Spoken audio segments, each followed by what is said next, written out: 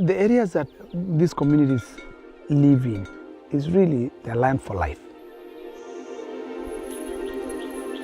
It's a multi-layered landscape, many different small mini ecosystems in one big system. Those layers of ecosystems are very rich. In fact, this is one of the areas that has the highest densities of big mammals in Africa, right where we're sitting.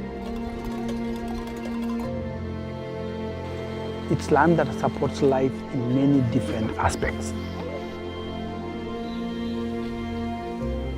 For the land to be able to provide life, it has to be healthy.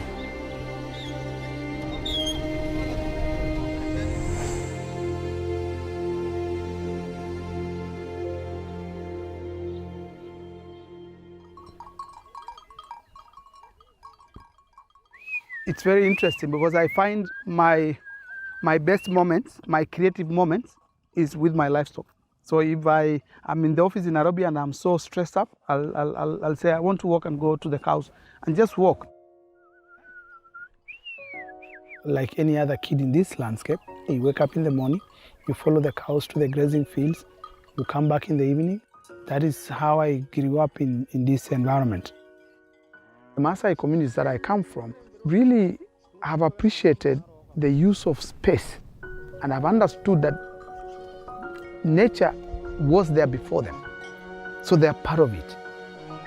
And what they have to do is to take care of that environment. Then in turn, it takes care of you. When you take away the relationship of nature from people, then the notion of human-wildlife conflict, the notion of conflict of people and natural resources starts to come in. In trying to support these communities, we came up with this project Land for Life to ensure that communities and nature can continue to coexist in a good way.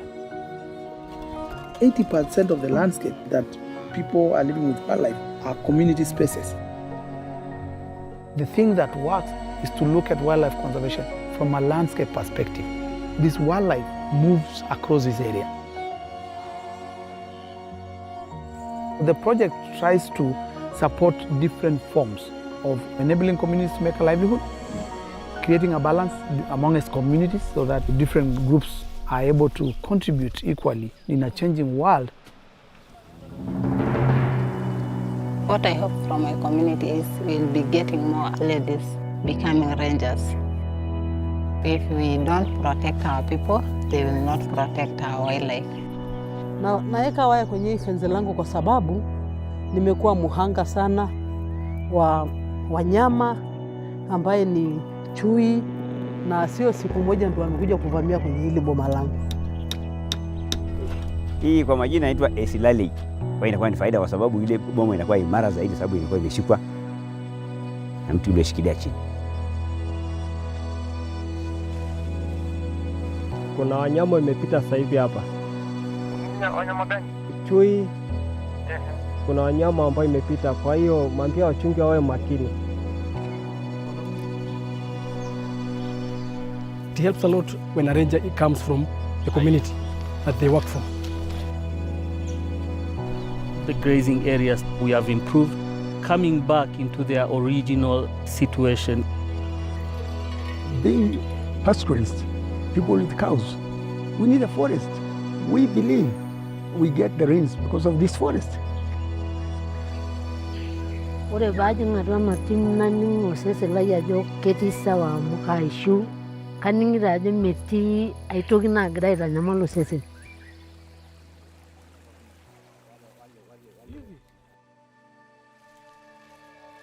The Land for Life project has been so crucial in this landscape. It has come on the right time when the people are in need, but also the wildlife is in need to protect these vital habitats. I think we've come a long way in our thinking and shaping of conservation in Africa. We have to continue in making sure that we all focus in giving communities a chance to be the drivers of conservation in these areas, because the land belongs to them, and we'll have a sustained conservation movement. Nature has a very interesting way of actually coming back to what it was. Just give it space and time.